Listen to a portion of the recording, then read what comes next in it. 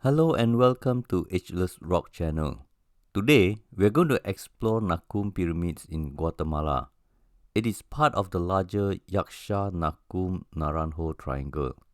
It is very close to Tikal as well. Nakum ancient city is only approximately 20 kilometers southeast of Tikal. Maya civilization has been around for about 4,000 years, but in Nakum it is said to have flourished between 8th and 10th century. Nakum is basically made up of several plazas and an acropolis connected via Perigny Causeway. It is about 1 kilometer long in north-south direction and about half kilometer wide in east-west direction. This site has been well mapped and documented, but not very well understood. A lot more excavations have to be done to see the full scale of the archaeological site with stone structures rather than vegetation. Nakum was first rediscovered in 1905 by a French archaeologist and explorer by the name Alexis Anton Maurice from Perigny, famously known as Maurice de Perigny. He referred this site as Nakum. Unfortunately, nothing much happened until 1990, when government of Guatemala decided to restore this site. Nakum will be an interesting tourist site when it is fully excavated. A quick glance of the massive structure seems to suggest it was a busy city with lots of rooms and chambers. This type of structure typically earned the title Acropolis. The Acropolis is a three-tier platform, 150 meters by 180 meters and is 8 meters high. The front is facing north with a stairway 20 meters wide. But when you take a closer look, there is something very odd about this ancient structure. The so-called rooms and chambers are plenty, but the effort of making this acropolis did not seem to be proportionate to the number of rooms. Imagine in today's context, would you build a house with 2 rooms on top of a 10 feet high concrete pyramid platform? Let's take a look at this huge square pyramidal structure with several rooms on top. There are not many rooms in contrast to the effort of putting up the pyramid platform. It seems like the pyramidal base is far more important than the rooms they needed. To further illustrate my point, the rooms are uselessly narrow and long. This is opposite of common sense to me. There are more volume for the walls than there is for the T-shaped rooms. What could be the highly advanced Maya's thinking when they built this? If you think about the logic of efficiency, probably 99% of the materials in terms of limestone and quicklime for this truncated pyramid platform, known as Patio 6, is actually wasted if all you need was several rooms. If you are still not sure about what I just said, then let's take a look at the diagram. The pyramidal structures and platform structures are not easy to make, but yet what I see here is a massive waste of raw material if all they wanted was 1 or 2 rooms. In my opinion, a normal room only needs 4 walls and a ceiling with an entrance that comes with a door. I don't see how the Mayas would be different, but yet they were significantly and oddly different. Not only the base took up almost the entire material, the walls are unusually and unnecessarily thick and there are no doors. Let's look at the amazing 115-meter long Structure D, which Mainstream would proudly present to you as a palatial structure with 44 rooms inside, even though I can count only 38 within its thick walls. How was this in ancient times useful to the Maya people is something I would like to know. There is no evidence of a door. I wonder if that seems to suggest they were very open-minded people with no closed-door discussions. In the early days of discovery, Alex Morris of Perigny managed to obtain authorization from Guatemalan government and cleared 30-meter castle, priest house, king's temple, and a temple of hieroglyphs.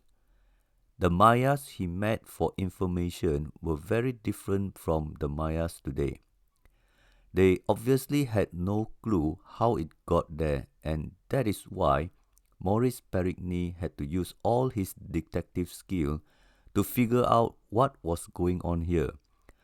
I would like to know why, for such a huge pyramid, the T-shaped chamber is very narrow and pretty much useless on the inside. This archaeological site is a living open museum of priceless artifacts. But look at the modern Mayas built to cover an ancient priceless stele. Compare that 4 tree trunks and a thatched roof to the pyramid of ancient times. Primitive Mayas who lived 1,000 years ago clearly could do more with less.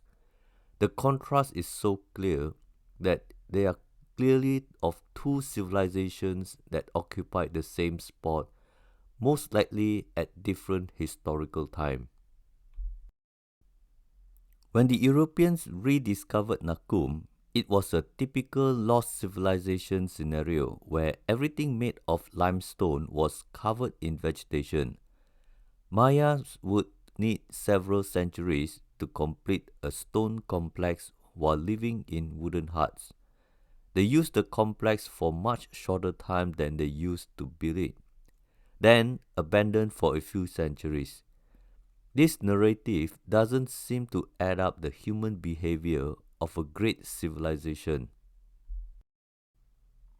This pyramidal temple E is not easy to make even with today's technology, but when it was completed, I have to wonder why it is so important to have a truncated pyramid that takes up almost all the raw building materials, just to have 1 or 2 very narrow chambers with no sign of any god worshipped inside.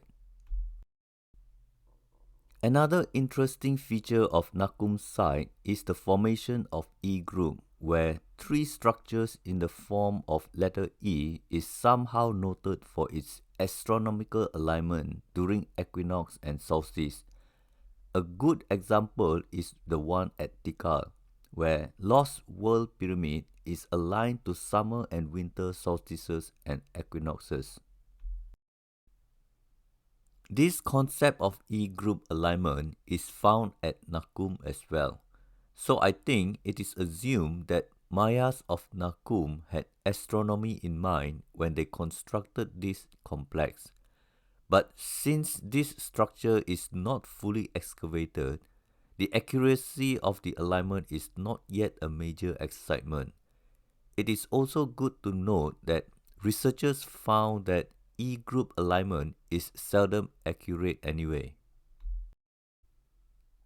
North Plaza has a North group with the amazing structure 99 on top of it.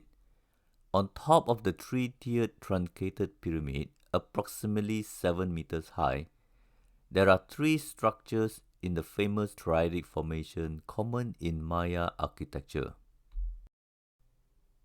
Structure C is a step pyramid with a central stairway leading to a shrine on the top. It has an interesting stela with a Maya date corresponding to May 29th of year 815 AD. Temple A has a unique feature where the facade of the shrine seems to have 3 entrances. When it was rediscovered, trees were already growing on top of the structure. Locals knew it was here, but did nothing. This is hardly the human behavior of later civilization more advanced by 1,000 years, but had no clue and no interest. The middle entrance came with 5 zapote wooden beams on the ceiling. But why would anyone leave out the wooden door? The middle entrance is 2.04 meters wide, while the semicircle entrance on the side are 3.19 meters wide. The single chamber inside is 15.35 meters wide, but only 0.43 meters deep. The interior ceiling is 3.09 meters high. The thickness of the wall is a ridiculous 1.24 meters thick. How can this structure be of any use for worshipping? This temple sits on a 3-tier truncated pyramid platform which is 13 meters or 42 feet high. The overall impression I get is that this pyramid is too awesome to be useless. I cannot imagine how it was actually used in ancient times. There are no statues or carvings that show it was a temple. But to say that it is neither a tomb nor a palace, therefore it is a temple, is a weak conclusion. With simple mapping of the site, you can imagine the layout of the main structure. But looking through the lens of archaeologists, this site was a city that consumed a lot of manpower and limestone. The end result is lots of pyramids on the ground and lots of pyramids on top of a colossal platform. The imposing buildings have many T-shaped rooms that can barely be of any use. Is just as puzzling to me. I am inclined to believe that the Maya inherited this site and most of the buildings were useless to live inside. Well, that's all for today. I hope you enjoyed this short presentation on Nakum archaeological site where you have great structures but not so great information. See you in the next video and have a wonderful day. This is Berniong signing out. Yaan ki ilik ula'a ki in.